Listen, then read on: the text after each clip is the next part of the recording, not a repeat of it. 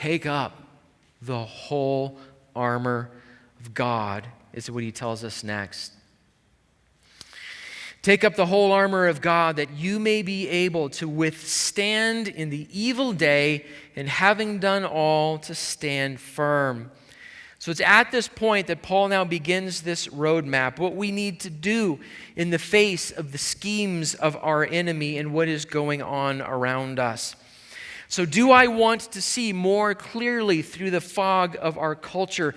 Do I want to find a firm place to stand, a firm place to put my feet when everything else seems to be shifting around me? Do I want to know how to confront my enemy? Paul says, put on the armor of God.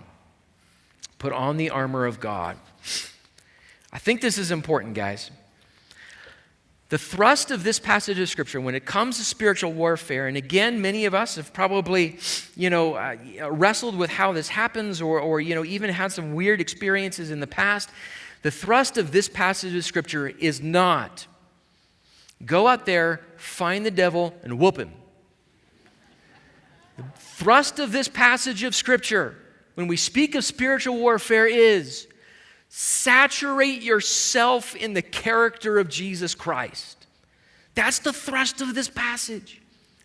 Everything listed that is the armor of God is the character and the power of Jesus Christ.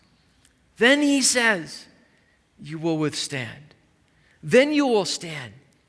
Then when the moment is right to be proactive, you will know how to do it and you will be ready. That's the thrust of this passage of Scripture.